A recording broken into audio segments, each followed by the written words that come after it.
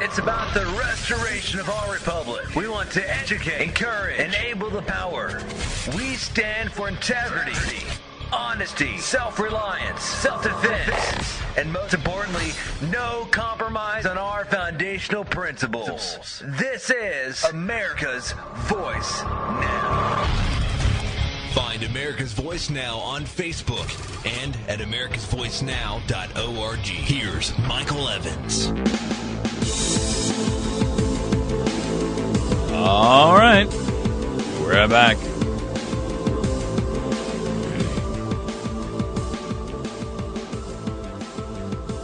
You know, funny thing happened yesterday to Jim Angle from Fox News. He called the 800 toll-free number for Obamacare, and he called it from an unlisted telephone number. Now, he doesn't specify whether it was his home number or whether it was a number at Fox News or what. But he says, called the 800 number for Obamacare from an unlisted number to ask questions, and they refused. They knew that he was from the media. He says, I called the healthcare.gov 800 number, gave my name and address, then I was put on hold. The guy comes back and says, you appear to be in the media. How did they know? I have no idea, but he wouldn't answer questions. He told me he would have, quote, an advanced resolution specialist call me in 2 to 5 business days. Interesting. So he calls up healthcare.gov on a toll-free number. He gives them his name and his address. They pull him up out of a database. They know whether they pulled it up from his phone number or his name or whatever they pulled it up from. Suddenly, the question is, what? Are you trying to tell me that people from the media aren't entitled to health care? Really? Are they screening people with certain names?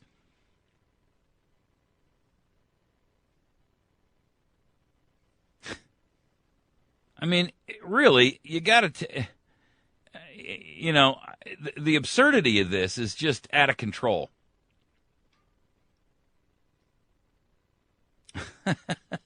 I saw one guy who posted a thing up. He said, where is it now? I got to find it. I put it up on Facebook. I saw a quote from one guy that was kind of funny in this regard. He says, translation, advanced resolution specialist, a half dozen guys in armor carrying M4s. I mean, you got to wonder, right? Is that healthcare.gov's idea of an advanced resolution specialist? Hoot, hoot, hoot. I wonder if Jim will get a visit. There was a fellow who logged into healthcare.gov. His name is Justin Hadley. He logged into, this is in the Foundry. It's a website that's from Heritage. He went to evaluate his insurance options after his health plan was canceled. He got one of the cancellation letters. Oh, I'm sorry, the transition letters. You're not canceled. We're just transitioning you into an early grave while we transition your money from your account into ours. It's all about transition, baby. You get it? We're transitioning all of your personal information into our data storage center in Utah. The one that's lit on fire 13 times. Anyway, he called into healthcare.gov to evaluate the options for his health plan after it was canceled by his insurance company. He got a transition letter. Well, here's the kicker. He got a response, an eligibility letter, and it was addressed to somebody else. I was in complete shock, says Hadley. He's a guy from North Carolina, and he buys his insurance now on the individual market. So his insurance company is Blue Cross Blue Shield of North Carolina, and when they gave him his cancellation, a.k.a. transition letter, they directed him to Healthcare.gov back in September. So multiple times he tried to access the site. Multiple times he tried to register. Finally, he got in. And this was only on Thursday, right? Now, he got this letter back in September. Since then, he's been trying. But on Thursday, he got through. That's when he was greeted with downloadable letters about eligibility. Except they were for two other people who lived in South Carolina, and he lives in North Carolina. Wow. The letters were dated October 8th. Now, that's interesting because he only got in last Thursday, which was clearly after October 8th. Right? So here he is registering, 2-3 weeks after somebody else. They issued a letter of acknowledgement and receipt of an application for somebody else, and they give it to him. That's really bad. The letters, which were dated October 8th, acknowledged the receipt of an application to the health insurance marketplace and the eligibility for family members to purchase health coverage. One of the letters was addressed to a guy by the name of Thomas Dougal. He's a lawyer from Elgin, South Carolina. Would happen to be that they messed this up and did it to a lawyer, right? I hope he's a federal attorney.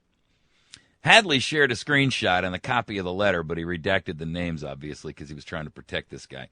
Hadley wrote to Heritage on Thursday night, and he contacted the U.S. Department of Health and Human Services. Now, remember, Dougal is the guy who Hadley got Dougal's letter, right? So he wrote to heritage.org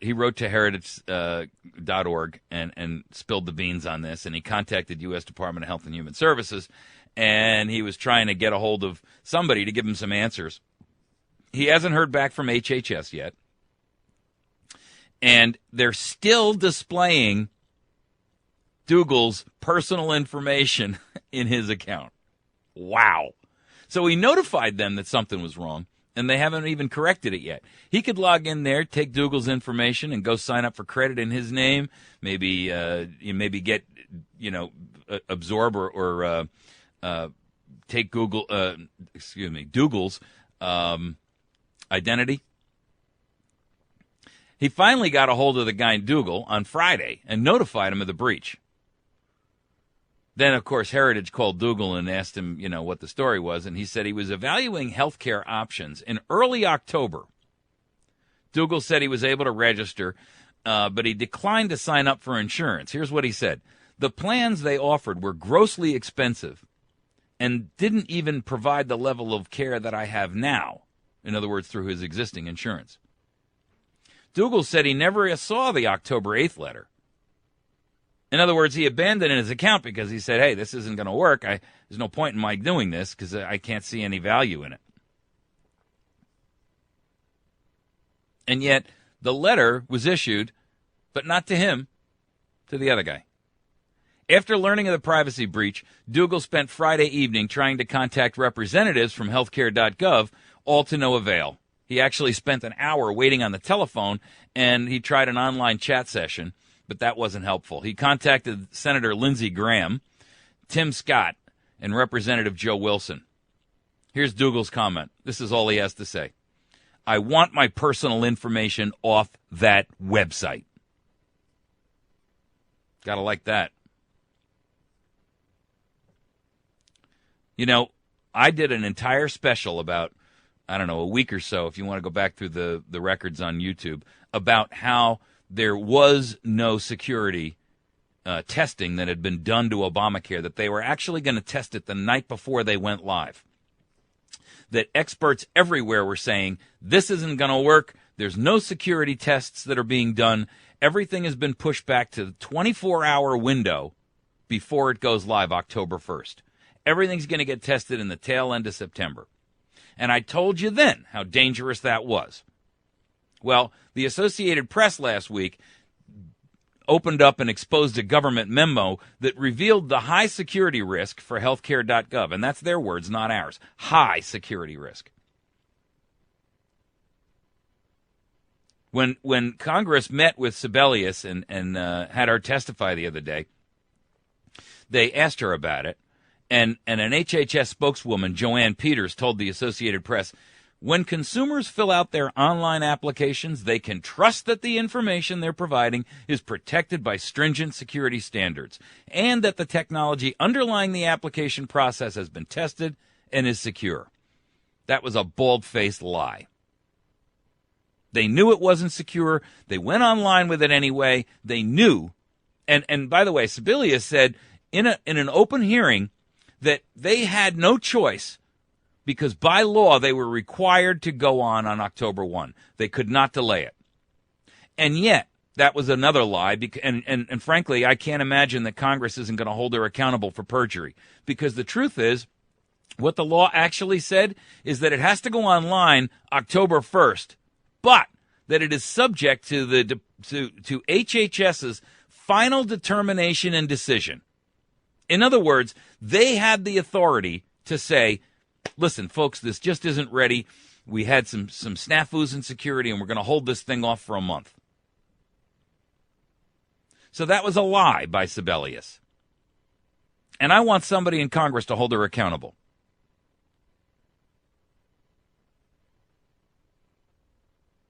The truth is, everything that you input into this system is vulnerable to hackers, identity thieves. It's vulnerable to people who work within the administration itself, within the healthcare, the healthcare overall picture, whether they're in healthcare.gov or the IRS or SSI or any of the other agencies that are involved in this.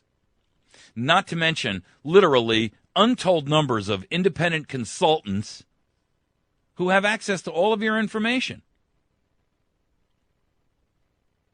I mean, it's like saying that, if you leave something sitting there in full view, that it's secure. Of course it isn't. There was a guy by the name of Steve Bucci. He is the director for the Douglas and Sarah Allison Center for Foreign Policy Studies, and he's a cybersecurity expert. Here's what he has to say about it. If a doctor's receptionist speaks too loudly in public about personal information so that other people can hear it, it's a violation of the law. But once it goes out over the system, it's vulnerable. There appears to have been a singular lack of concern for security. The site needs to receive and transmit sensitive personal information, yet it has less than state-of-the-art security. Functionality and security have to be a hallmark of programs like this one. The site has failed on both counts and has further weakened the confidence of the American people. So Mr. Hadley, the guy who tried to register up but got other people's letters, he's unsure what to do next. He can't contact anybody in the Department of Health and Human Services because they won't respond back to him. And he's had a lack of response from his own elected representatives. Well, that's not surprising, is it? Dougal, the attorney in South Carolina, who's the victim here, he says he's grateful that Hadley made the call to him. But he said he's had the same experience with HHS. He can't get a hold of anybody over there.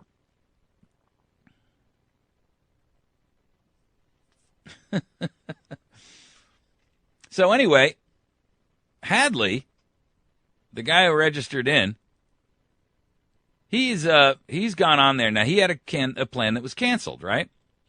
He was transitioned, quote unquote. And so he's found out that they've offered to auto-enroll him in a new health insurance plan. Here's the problem. His monthly premiums would increase by 92%, and his deductible will double. Furthermore, he actually doesn't qualify for any subsidies. And he says, I don't want to continue right now because of the privacy breach. Because, well, and of course, the problem is, Mr. Hadley, I hate to tell you, but the damage has already been done. All your information is already in the system. So is Mr. Dougal's. Hadley actually comes out and says, if I have their information, meaning Dougal and the other guy, they don't name the other person, then who else has my information? Very, very valid question.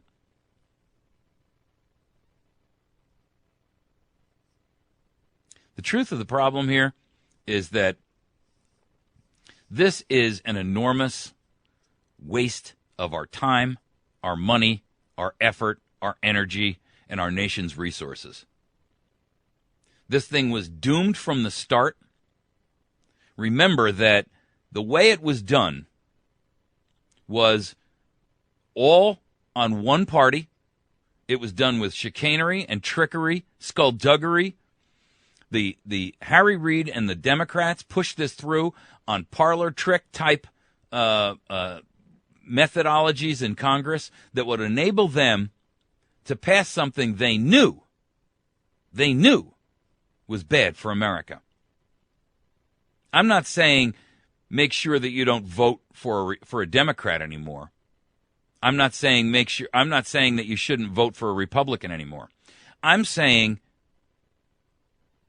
going forward, all of them should be removed.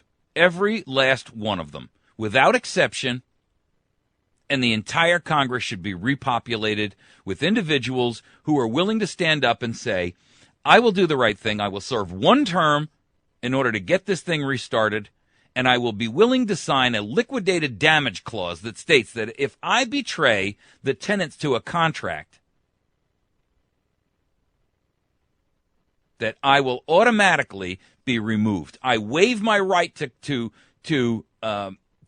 stay in office if I betray the tenets of the contract which I've given to the people of my state. And then the first job that new Congress should do is repeal the 17th Amendment and again allow our senators to be chosen and elected and appointed by state legislatures. Enough with the nonsense, enough with the gamesmanship.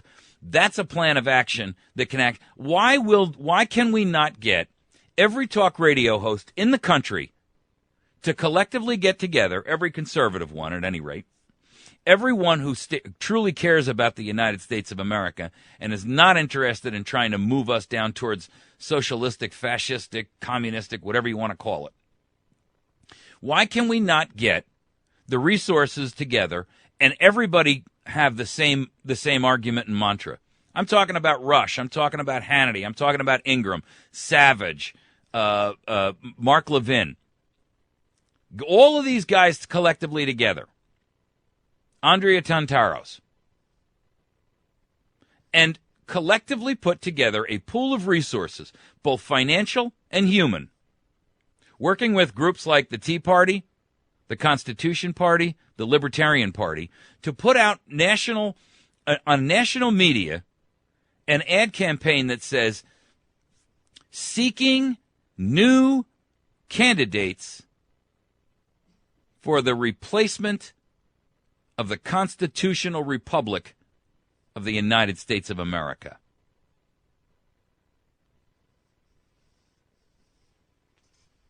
Find individuals who have the willingness and the strength and the courage of their convictions and the dedication to sign an agreement, be vetted, be qualified, and sign an agreement that says, I will stand and do my duty for one term. And then go back to what our Constitution gave us the pathway and the leadership and the guidance to do, which is put a brand new Congress in place, brand new. Anybody who's been in there before, you're not welcome. Each of these individuals can and should sign off on a series of commitments and promises that they will keep. I've actually outlined some of them, and I don't have them all in front of me, and I don't want to make this that whole issue. But I'm more than willing, if you as a listener have a great idea on some of those things that you'd like to see, I'd be more than happy to address it with you.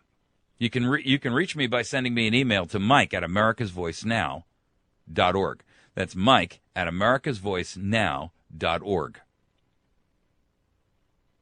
The truth is that we have to take collective action as a large group, as a massive civil disobedient body, and say, we've had enough with this. But it's going to take us to do it. If we're not willing to do that, then, you know, we don't really have we don't really have the ability to lead our own destiny.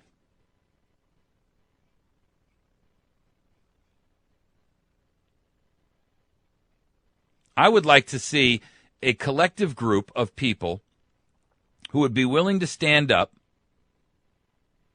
and say, I am one of those people. I'm a qualified candidate for the new Republic of the United States of America.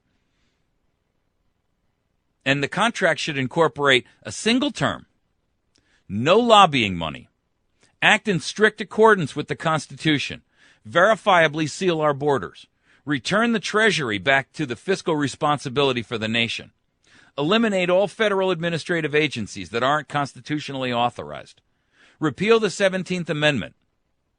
I mean, eliminate the Federal Reserve. End it. Repeal Obamacare. Impeach the president. These are the types of things that we can do before this thing grows beyond our ability to control it.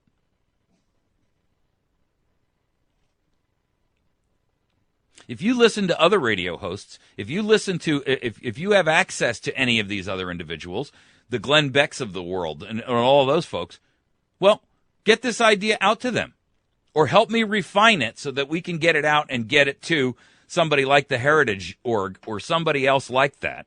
If not that, the Cato Institute. If not that, some other group. The point is, I'm one guy and I don't have a national platform. But, you know, if this is not a grassroots effort that will take root and grow, then the alternative is we go until what?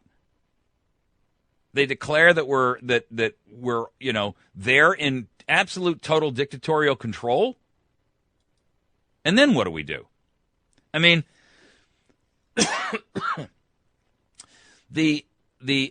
already there are Democrats who are claiming and declaring that this thing should be allowed to that all doctors should be forced to take Medicaid and Medicare, and that will solve the problem.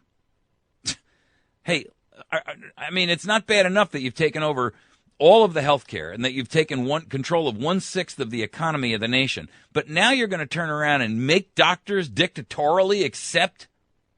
Come on, man. Enough's enough.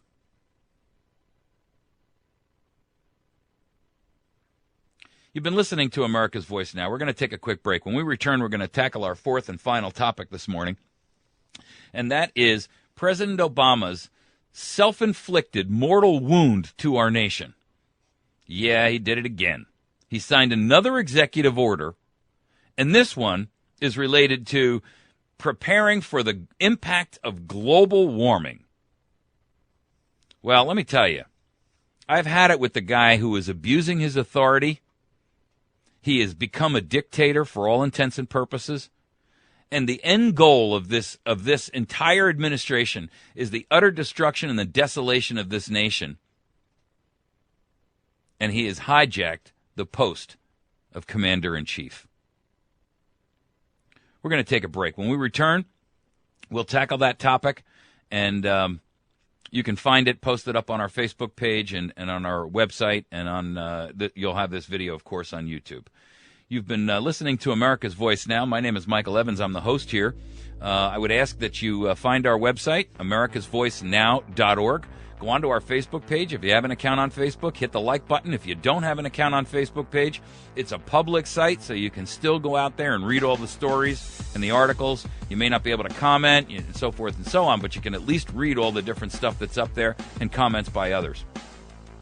You can also find this and every other program that we do at YouTube.com/America's Voice Now.